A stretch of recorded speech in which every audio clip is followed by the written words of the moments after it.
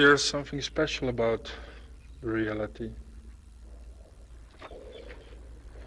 According to modern theories, and modern can be almost 100 years old, like the relativistic theory of Einstein, matter is the same thing as energy.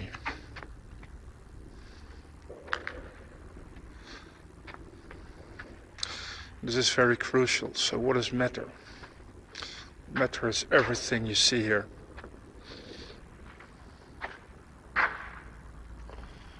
Everything you can touch. And what is matter made of? In the beginning, people said matter was made out of atoms.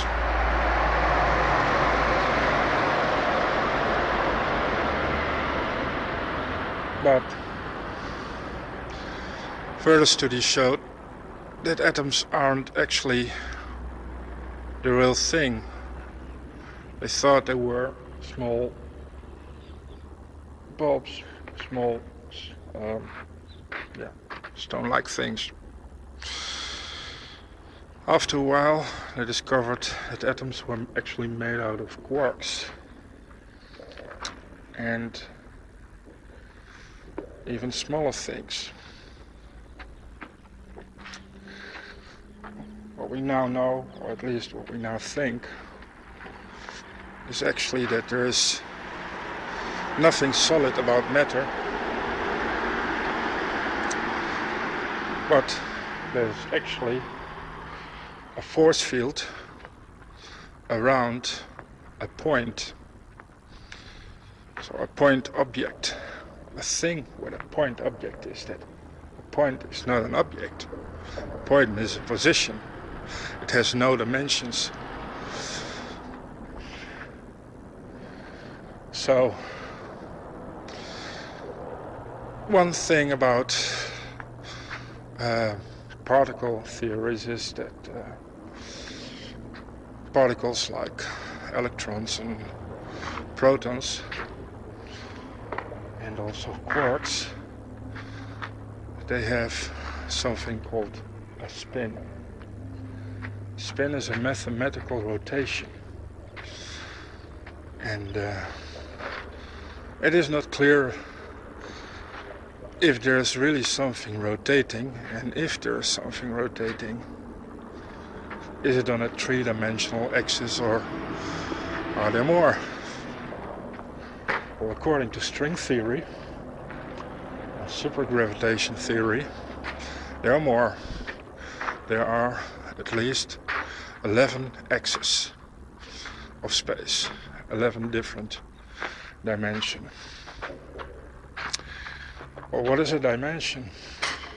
A dimension is also a position. So, a zero dimension is a point. The first dimension is length, so the distance between 2 points. The second is width. And the third is height. The fourth dimension people call most of the time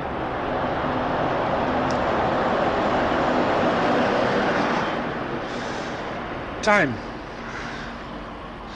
So time is another dimension. You go from then to now and from now to later. Actually, you can say you have the point then and the point now and the point later. So you have 4 dimensions. But there are even more dimensions, 5 dimensions, 6 dimensions, and you could say that something can rotate around those dimensions. For instance, if you rotate a circle, a point that rotating in a circle around the 4th dimension, you get a helix, 4-dimensional helix. Well, this is how far my and most of our imagination goes. So what kind of different rotations do we have? The other thing is that people say that space-time is one medium and it's curved. A long time ago they thought there was an ether, like a medium, like let's say water, in which this space-time is curving. It's the curving that defines gravity, for instance, and also electromagnetic waves. Electromagnetic waves are curves. They are actually the energy of curves, which you can see or understand as waves in water.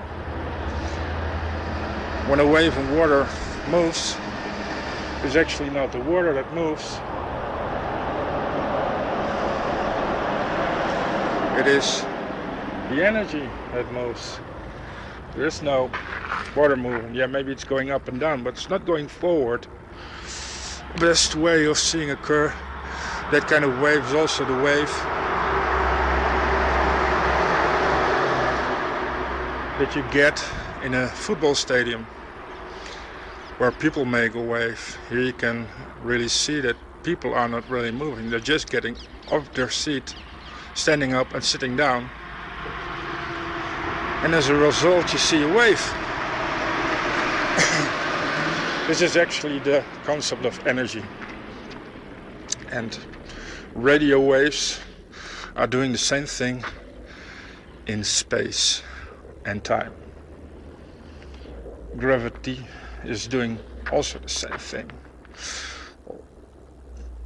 One of those gravity waves, what we call a vortex. Vortex is a rotation of space.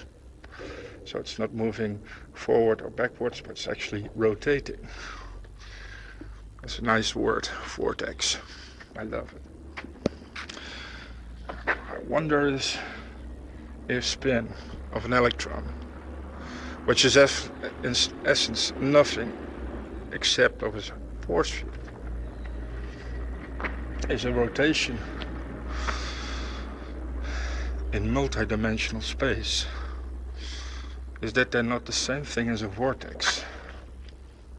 So is mass, as we know it, nothing else than empty space rotating.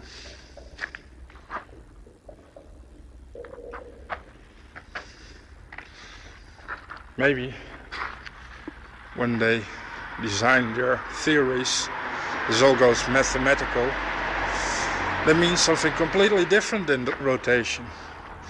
But at the same time, because we don't know how those other dimensions are structured, it could be as well described as a rotation, which gives a very complicated form. And in this meaning, atoms or quarks.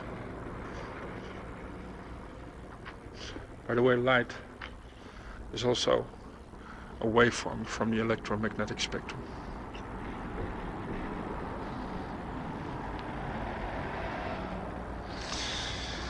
Well, those are my deep thoughts. Welcome to Stol.